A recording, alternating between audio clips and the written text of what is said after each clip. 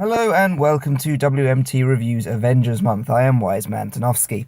Well, the time had finally arrived. Something never attempted before in cinema history was about to unfold, as all the new players of the MCU were finally set to come together in one of the greatest spectacles ever witnessed.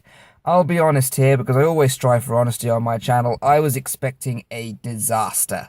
What, the stars of these movies are expected to share the stage? Nah, not likely. What kind of storyline could possibly bring them all together? How could they be expected to work together, the actors and the characters for that matter? I didn't want a disaster, but I was expecting one. But each of the characters was set up in their own way, whether it be in their own movie or a side role in another. The stage was set, the rules were in place, it was showtime. Marvel's The Avengers, or Marvel's Avengers Assemble if you live over here, was released in April of 2012 and it utterly devastated box office records across the board, dethroning Harry Potter movies, The Dark Knight, Spider-Man, and even Avatar in its wake. With a total box office take 3 times greater than the film that started it all, it's been heralded as the greatest superhero movie ever made and the cornerstone of filmmaking. So, does it live up to the hype? Is this one of the best films ever made, or does the world perhaps see it through the rose-tinted lenses of over-anticipation? There's only one way to find out. Let's wrap up Phase 1 with a WMT review of Marvel's Avengers Assemble. So, what could possibly be the story? Well, Loki has returned, played once again by Tom Hiddleston, and steals the Tesseract, which he intends to trade with an unknown ally in exchange for an army to subjugate Earth. Using the brainwashed Eric Selvig to unlock the cube's power and an equally zombified Hawkeye as protection, Loki leaves Nick Fury, played by Samuel L. Jackson, no choice but to activate the Avengers Initiative, and is soon taken prisoner by Iron Man, played by RDJ, Captain America, played by Chris Evans, and Black Widow, played by Scarlett Johannson. But before long, Thor, played by Chris Hemsworth, arrives to return Loki to Asgard, leading to a conflict with the Avengers which finally results in Loki escaping and the death of Agent Coulson. His loss inspires the heroes to work together, and as Loki unleashes an army of Chitauri on New York, they free Hawkeye and join forces with the Hulk, played now by Mark Ruffalo, to defend the Earth together. When Iron Man redirects a rogue nuclear warhead through the Chitauri portal, destroying the army, Widow is able to close the portal permanently with the use of Loki's scepter, taking the god prisoner and winning the day. Avengers is a simply massive film, not just in its sets and its environments, but in its cast and characters. There's a whole world of characters being brought together, each with their own stories behind them, and it serves to build a truly fascinating world. For the first time, we're really introduced to the size and scope of S.H.I.E.L.D. as a worldwide protection agency, with the reveal of the helicarrier still being one of my favourite scenes in the movie. I know its design is terribly impractical, but I don't care, that thing is awesome! The plot manages to tie everything together and make use of every character in this vast and sprawling world that they've created. No one is left out, everyone has a role to play. And when you come to that final epic battle in the streets of New York, my god, are you in for a spectacle of action filmmaking. But I'm getting ahead of myself. The finale is a long way off. It's all the way over there, and we've got the rest of the film to look at first. Yes, this is one of my only problems with this movie. It is so long. And I hate to be this guy, but the first act really does drag. Now, fair enough, you have the early introduction of Loki, that's good. The chase as he escapes with the Tesseract, but after that it's a long wait till the scene in Germany, which finally brings Iron Man and Captain America onto the same screen. And even once Thor has arrived, we have that great fight in the woods between the three of them. There's a lot of talking between then and the Hulk being unleashed. And then there's a lot of Iron Man fixing the rotor, which is great for a while, but then it's still going. And there's so much fluff to get through here, there, and everywhere, and the pacing really doesn't do the movie any favours. But almost as though it recognises this fault, it comes equipped with a solution off the bat.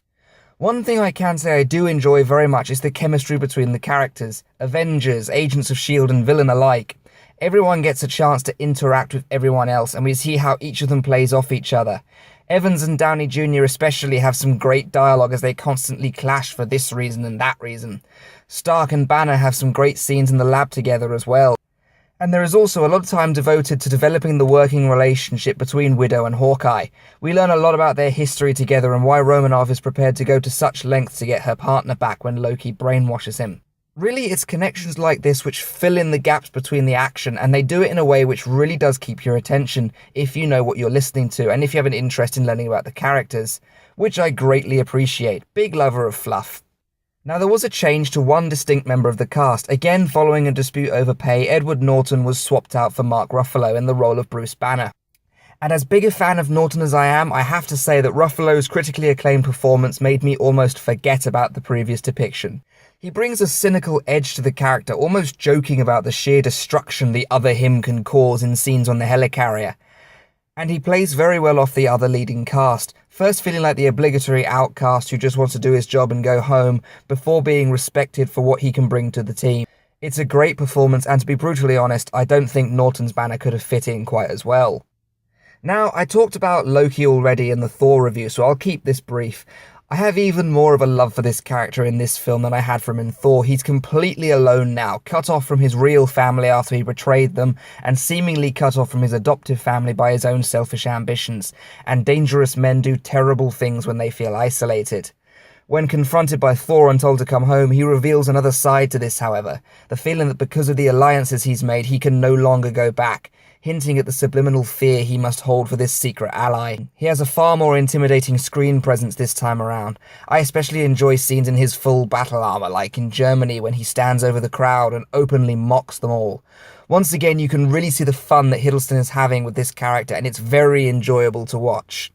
Now, of course, Loki hasn't come alone, and here we have the introduction of the Chitauri, essentially a faceless army of aliens. It's never really explained where they've come from, but because of their affinity with the Tesseract, it's easy to presume that they've come from the same sort of place as the Red Skull found himself when he touched the cube at the end of the first Avenger. Meh, they're okay for a glorified army of battle droids.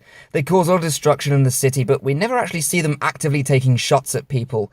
Seriously, go back and watch the movie, you never see them actively shoot anyone. Oh, there's plenty of explosions and buildings collapsing, and we can assume there was a lot of collateral damage off screen, but not a single, even unconscious person in the streets. Odd.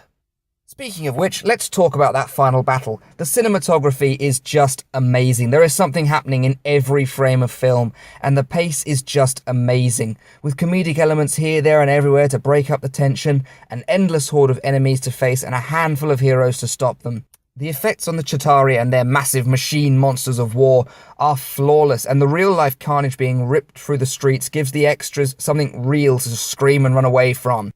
Some incredible stunts from the main leads, some entertaining battle talk between the heroes in spite of their lack of headsets, and even more character-to-character chemistry. It brings the movie's final act to a massively satisfying conclusion.